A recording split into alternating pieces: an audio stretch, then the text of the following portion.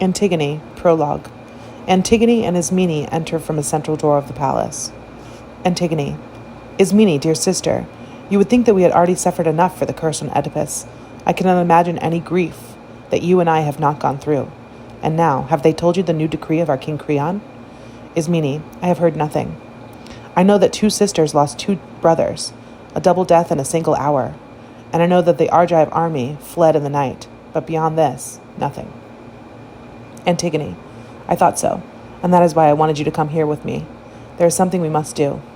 Ismene, why do you speak so strangely? Antigone, listen, Ismene.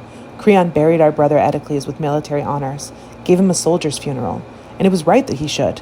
But Polynices, who fought as bravely and died as miserably, they say that Creon has sworn that no one shall bury him, no one mourn for him. But his body must lie in the fields, a sweet treasure for carrion birds to find as they search for food. That is what they say. And our good Creon is coming here to announce it publicly, and the penalty, stoning to death in the public square. There it is. And now you can prove what you are, a true sister or a traitor to your family. Ismene, Antigone, you are mad. What could I possibly do? Antigone, you must decide whether you will help me or not. Ismene, I do not understand you. Help you in what? Antigone, Ismene, I'm going to bury him. Will you come? Ismene, bury him? You've just said that the new law forbids it. Antigone, he's my brother, and he's your brother too. Ismene, but think of the danger. Think of what Creon will do. Antigone, Creon is not strong enough to stand in my way. Ismene, sister, Oedipus died, everyone hating him for what his own search brought to light, his eyes ripped out by his own hand, and Jocasta died, his mother and wife at once.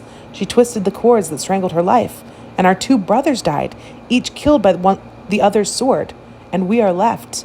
But oh, Antigone, think how much more terrible than these our own deaths would be if we should go against Creon and do what has been forbidden. We are only women. We cannot fight with men, Antigone. The law is strong. We must give in to the law in this thing, and in worse. I beg the dead to forgive me, but I am helpless. I must yield to those in authority. And I think it is dangerous business to always be meddling.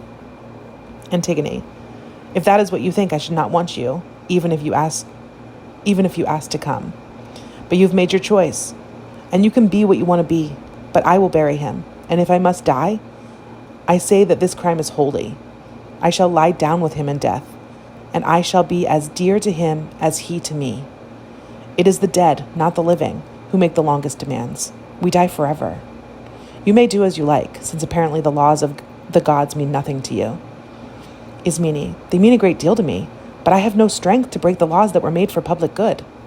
Antigone, that must be your excuse, I suppose, but as for me, I will bury the brother I love. Ismene, Antigone, I'm so afraid for you. Antigone, you need not be. You have yourself to consider after all. Ismene, but no one must hear of this. You must tell no one. I will keep it a secret, I promise. Antigone, oh, tell it. Tell everyone. Think of how they'll hate you when it comes out, and they learn you knew about it all the time.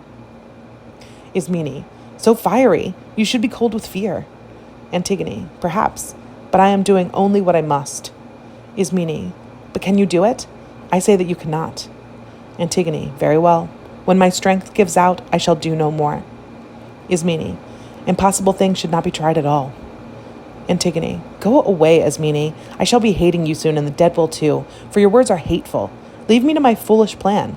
I'm not afraid of the danger if it means death. It will not be the worst of deaths, death without honor. Ismene, go then, if you feel you must. You are unwise, but a loyal friend indeed to those who love you. Antigone goes off, and Ismene enters the palace. Enter the chorus with the choragus. Antigone, Parodos. Chorus.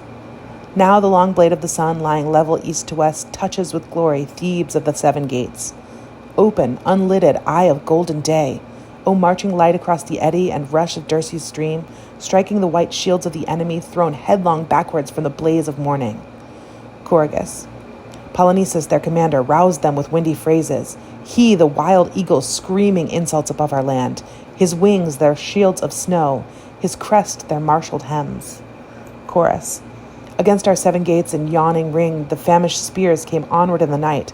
But before his jaws were sated with our blood, or pine fire took the garland from our towers, he was thrown back, And as he turned, great Thebes, no tender victim for his noisy power, rose like a dragon behind him, shouting war.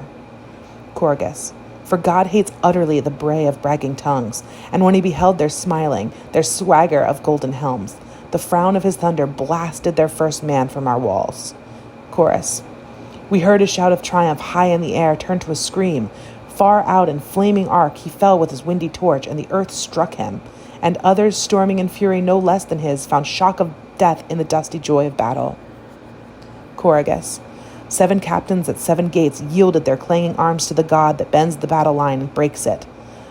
These 2 only, brothers in blood, face to face in matchless rage, mirroring each other's deaths, clashed in long combat. Chorus. But now, in the beautiful morning of victory, let Thebes of many chariots sing for joy. With hearts for dancing we'll take leave of war. Our temples be sweet with hymns of praise, and the long night shall echo with our chorus.